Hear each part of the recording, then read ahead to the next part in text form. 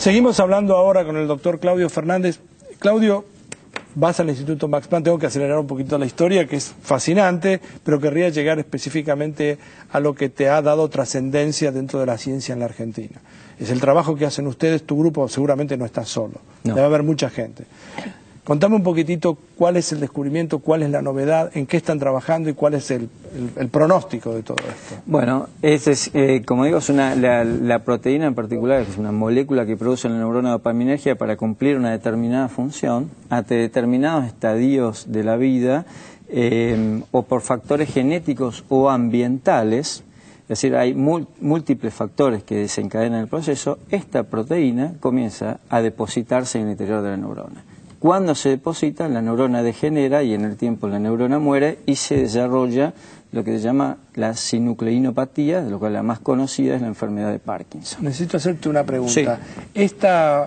Esto existe dentro de la neurona. Exacto. O sea que es algo natural, no es un agente externo que ha ingresado dentro de la neurona. La tenemos todos. Y en muy alta concentración. Y es la que termina matando la neurona. Exactamente. O sea que es un proceso que inexorablemente, la propia neurona contiene una bomba de tiempo que en algún momento va a explotar y la va a matar. Exactamente. Y lo más complejo es que hay múltiples factores que pueden acelerar este proceso. ¿Se pueden enlentecer? En eso estamos trabajando, exactamente. Entonces, ¿qué es lo que hicimos nosotros? Bueno, hay múltiples factores que pueden acelerar este proceso. Lo importante es conocer el proceso por el cual la proteína forma los depósitos. Comenzamos con la primera instancia, es estudiar la proteína, que era muy difícil porque no se podía estudiar por ninguna de las dos técnicas más convencionales o las más poderosas, que son la resonancia magnética nuclear en solución y la cristalografía de rayos X en estado sólido. Entonces lo que hicimos fue, dentro de la resonancia magnética nuclear, desarrollar un nuevo capítulo, una nueva metodología, que nos llevó muchos años. Eso fue parte del desarrollo del Instituto Max Planck, desarrollar la metodología. Aplicando la metodología pudimos obtener o visualizar la proteína. ¿Cómo es la proteína en su estado normal, en el cual no desencadena la enfermedad? Y a su vez comenzar a estimular a la proteína para que in vitro comience a transformarse en su forma tóxica. Ajá. Lo logramos, vimos que cuando la transformamos en su forma tóxica in vitro y la probamos sobre cultivos de células neuronales o animales invertebrados, causaba neurotoxicidad y la muerte neuronal o las disfunciones motrices en los animales de experimentación. ¿Cuánto tiempo hace de que esto lo descubrieron? ¿Aproximadamente? ¿3 años? Nosotros el trabajo se publicó en el año 2009 y fue un trabajo de 5 años. 5 años. 5 años. 5 años. Entonces, bueno, al tener esa información detallada, ok, vayamos un poco por más y veamos si toda la proteína en sí es importante para que se forme en su estado normal, en su forma tóxica, o hay alguna parte de la proteína que es más importante que otra. Es decir, si yo tengo que atacar estratégicamente a alguien para que no ejerza su efecto tóxico, en términos sencillos, no tiene sentido que ataque el brazo derecho o el brazo izquierdo si el punto neurálgico, el talón de Aquiles, es el dedo gordo de la mano derecha. Sí, claro. Entonces, lo que hicimos fue ir al detalle, porque es una metodología muy poderosa, y encontrar el talón de Aquiles de la proteína. ¿Y lo encontraron? Exactamente, y lo encontramos. Y entonces comenzamos una etapa en la cual comenzamos a probar distintos compuestos, algunos de los cuales están en fase 1 o en fase 2 a nivel clínico y que son neuroprotectores, pero no se sabe por qué. O sea, se administran, pero no se tiene idea del mecanismo estructural o molecular por el cual ejerce su función neuroprotectora. Y eso es muy importante porque de saberlo, nosotros contamos con información muy detallada y muy fina para comenzar a desarrollar compuestos que inhiban este proceso o compuestos que sobre esos agregados los disuelvan una vez que se producen. Por lo tanto, por primera vez contamos con una herramienta muy fuerte para decir los fármacos, las drogas que debiéramos diseñar para impedir esto, tienen que tener esta forma y estas características. Empecemos ahora a trabajar en esto in vitro y luego en animales de experimentación para ver si estos compuestos, aparte de ser neuroprotectores, no causan ningún efecto nocivo secundario. Ese es el estado de la investigación hoy. El estado de la investigación hoy es ese, y hemos sido convocados por el Ministerio de Ciencia y Tecnología y discutido para avanzar en la creación de una factible plataforma o unidad de diseño de fármacos que sería única en Latinoamérica, ¿no? O sea, ¿dónde está tu laboratorio? En el Instituto de Biología Molecular y Celular de Rosario, es el laboratorio de neurobiología estructural. Yo llegué, me reinstalé en el año 2006 en el país. Quiero terminar la nota haciéndote una pregunta cuya respuesta ignoro. Digamos, en general trato de preguntar lo que no sé. ¿A qué se dedicaban tus padres? Mi papá era fletero y mi mamá era ama de casa.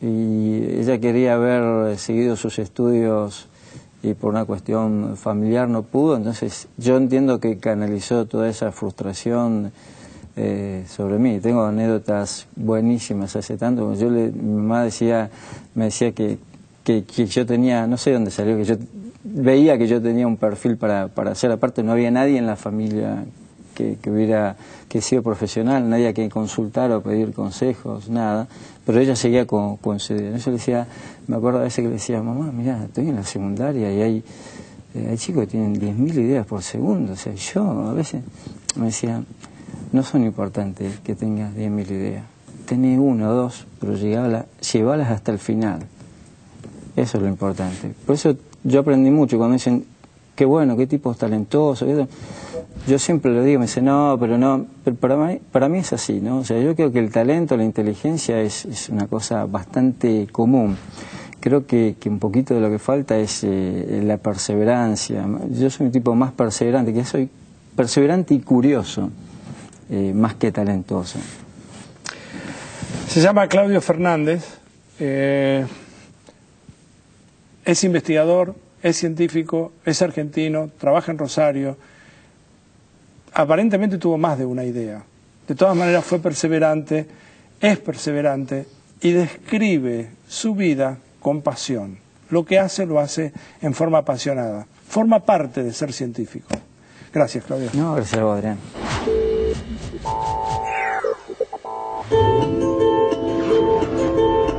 En un principio se creía que toda la materia se resumía al agua, la tierra, el fuego y el aire. Con el paso de los siglos descubrimos otros elementos, los metales como el cobre, el oro y el plomo, y los gases como el oxígeno, el hidrógeno y el nitrógeno. En el siglo XIX, físicos y químicos llevaban detectados más de 60 elementos diferentes. Ya era hora de ordenarlos de alguna manera. En 1869, Mendeleev, un químico ruso, presentó la primera versión de su famosa tabla periódica de los elementos. Basado en el trabajo de otros químicos y sus propias investigaciones, él se dio cuenta de que clasificando los elementos según sus masas atómicas, surgía una periodicidad en sus propiedades que permitía agruparlos. Para poder aplicar la ley que él creía cierta, tuvo la audacia de dejar algunos espacios vacíos para recibir elementos que aún no se habían descubierto. Anticipó cómo serían, cuáles eran sus parientes más cercanos y dónde había que buscarlos. Y tenía razón. Incluso se permitió bautizar 3 elementos todavía inexistentes: el ecaboro, el ecasilicio y el ecaaluminio. En menos de 20 años, estos 3 elementos fueron descubiertos, nombrados como galio, escandio y germanio. La tabla de los elementos moderna, con la que todos nos encontramos en el secundario, es una versión apenas corregida de aquella primera tabla periódica de Mendeleev.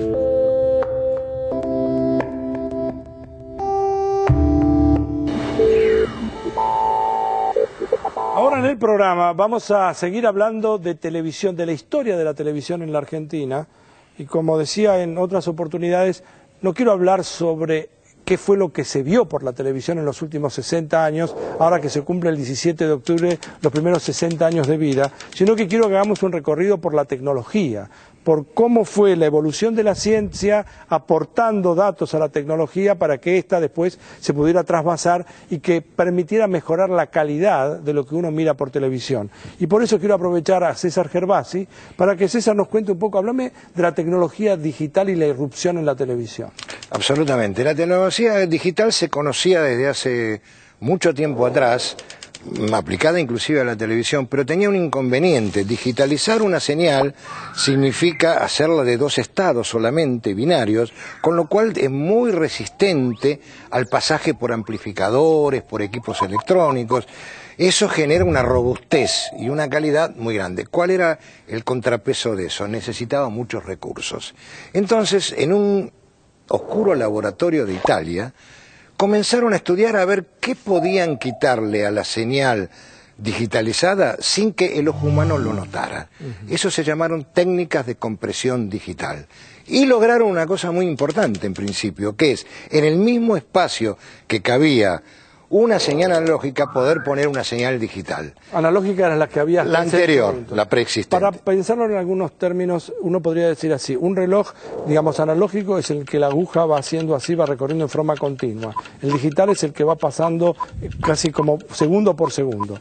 O sea que es un paso discreto y no un paso continuo. Exacto, y por lo tanto es más fácil apreciar la hora en aquel que lo hace como pasos discretos que aquel que lo hace como pasos continuos. Eso sería el inicio. Entonces, esta televisión que se comprimió hasta llegar, los científicos pensaron, ¿y por qué no comprimir más todavía? ¿Por qué solamente queda? Entonces se juntaron una serie de científicos cuya pregunta a formularse era, ¿cuánto más podremos comprimir esta señal sin que el ojo humano lo note? Y llegaron a situaciones en donde ahora se necesitaba una señal analógica, se pueden poner 5 digitales. O, visto de otra manera, donde ahora se puede poner una señal de definición estándar, se puede poner alta definición. Entonces, cuando se resuelve el tema de la compresión, es curioso entender que aquello que fue su primer obstáculo se transformó después en su primer virtud. Claro.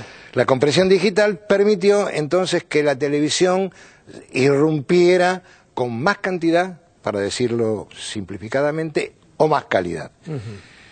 Aquí es donde aparece... El primer medio digital es el satélite. El satélite destinado al domicilio.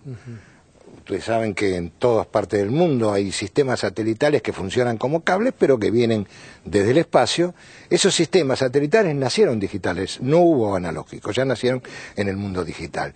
Entonces ahí se planteó, tanto para los cables como para la televisión radioeléctrica terrestre, tenemos que ayornarnos, no podemos continuar en esta cosa donde hay un medio digital que atrae a la gente con su calidad. Y entonces, si a esto le sumamos que ya hay muchos países, entre ellos la Argentina, en un proyecto que a mí me parece interesantísimo y que después vamos a describir, planean mandar por satélite señales gratuitas a sus... Porque esto es completamente lógico, no solamente quien está en la zona de cobertura de la televisión radioeléctrica terrestre tiene que tener derecho a recibir el servicio básico. Los que están fuera de esa cobertura tienen que ser atendidos por este. Y en un país como la Argentina, que tiene una distribución geográfica tan difícil, esta idea que ha desarrollado el gobierno nacional de combinar el servicio básico entre satélite y televisión radioeléctrica terrestre me parece brillante y la vamos a describir como se merece. Para terminar, quiero plantearles lo siguiente. Yo tengo acá un cubo, digamos, que podría ser un dado si yo le pusiera números a cada una de las caras. El cubo está pintado con 6 colores distintos, es decir, que cada cara es distinguible. La pregunta que quiero hacerles y compartir con ustedes es lo siguiente. Si yo quisiera poner números a cada una de estas caras, de manera de tener un dado no tiene los números distribuidos de cualquier manera. O sea, debajo, no sé si ustedes alguna vez se pusieron a pensar, pero si acá arriba hay un 5, del otro lado, en la cara opuesta, tiene que haber un 2. O sea, la suma de lo que hay arriba y abajo en las dos tapas opuestas tiene que sumar 7. Cuando hay un 6, del otro lado tiene que haber un as, un 1.